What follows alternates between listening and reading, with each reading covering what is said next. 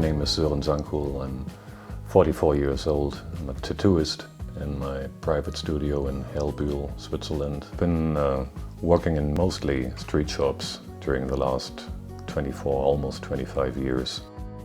A while ago, in 2016, I figured for myself that peace of mind and a quiet atmosphere is way more useful to my approach on my own work. If it comes to tattooing, it's even more necessary. From my experience, I think I can tell that most customers also prefer a more quiet atmosphere while getting long sessions done on their skin. It's not about the show, it's not about how many people watch you while you do it. It's about the result that has to be good for the rest of that person's life.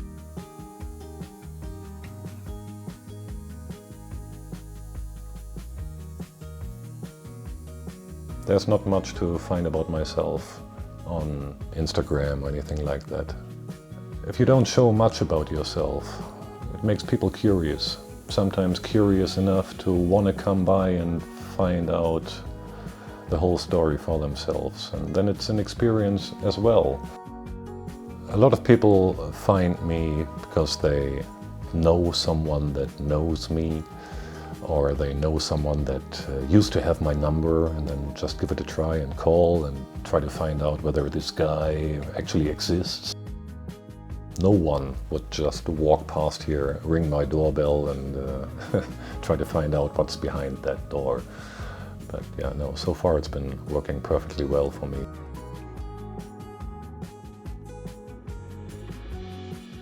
None of my work, whether it's drawing or tattooing or painting, is really traditional. It's inspired by Japanese legends, creatures, myths, mythology. It's all inspired by stuff that I was shown. My eyes were opened by, well, in two moments basically. The first time someone opened a book in front of me that showed Japanese bodysuit tattooing.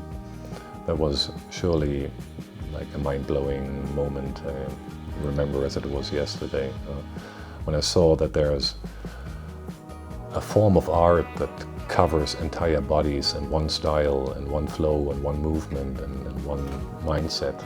And I just, for the first time, understood that tattooing is not like putting stickers on a jacket. There's a certain concept behind it, and being spontaneous has to be planned very well. All of my tattoos are planned out. They might look spontaneous, but believe me, they're not.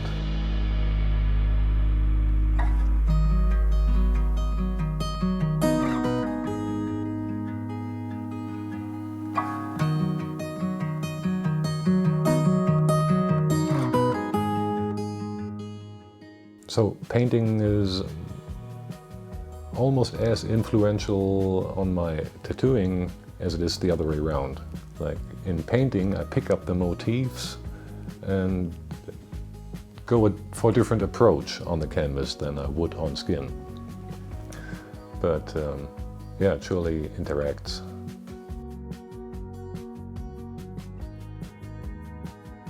A normal day in the studio would be starting with opening the windows for some fresh breeze, then light up some incense, smoke all the demons out. Think about what is the requirement for the day. Not every day is the same. I focus on one customer a day. That's the basic law. So I'm actually not tattooing a whole lot, but the work I'm doing, I'm totally focusing on. And there's no time limit. The time limit is the customer's capacity to stand against the pain. Getting tattooed, as most of us know, is an exciting moment with every appointment.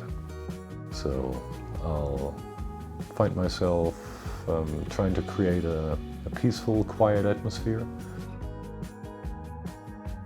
I'll try to give myself an 8 to 10 hour work day, which starts early in the morning. And it's setting up, then it's tattooing, then it's cleaning up, it's sterilizing, and then sometimes it's drawing and painting on top of that. I love drawing. I'll do it just to entertain myself. It's not always work that needs to get done because somebody wants me to do it. It's stuff that needs to get done because I want to do this.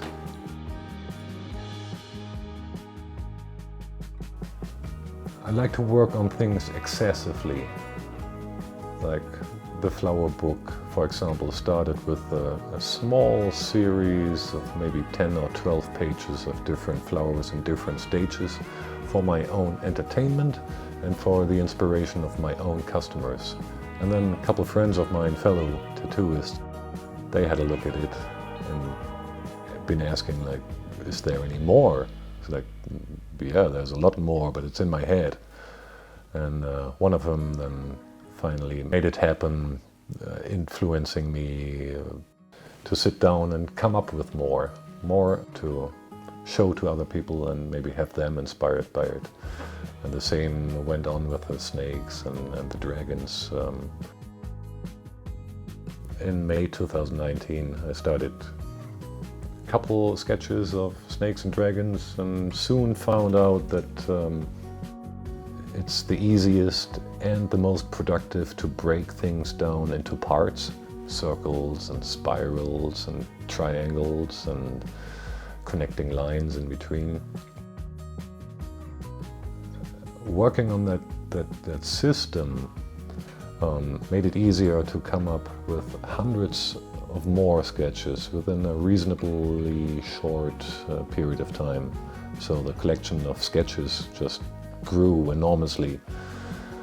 So the next winter came, a couple hundred hours of drawing later, actually to be precise, almost 1,000 hours later. I could consider myself lucky enough to have my second book published at Kintaro Publishing, and I'm still grateful it all happened the way it did happen. The approach for the drawing is different than what most people that look at them think.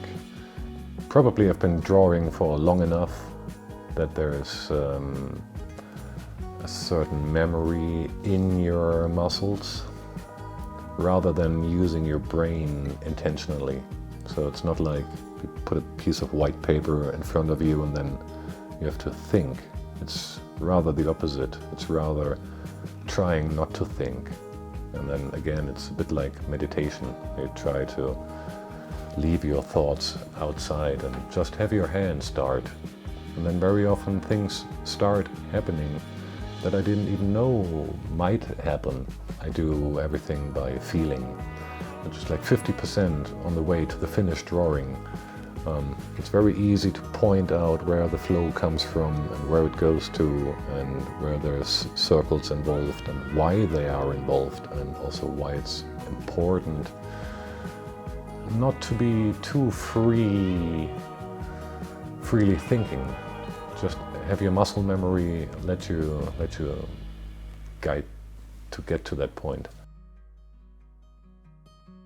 For both books, I had a certain goal of how many pages I wanted to be included, at least in the very end. It was 104 for the first and 150 something for the second book, I believe. So I collected about twice as many pages of drawings first before going back to the light table and the tracing paper. And isn't it interesting, like once a product or a pile of drawings is finished, to look back and see how long it took you. On every sketch, I'm just made little lines counting the hours in the bottom right corner to find out how long does it take to come up with 300 sketches and 150 finished drawings.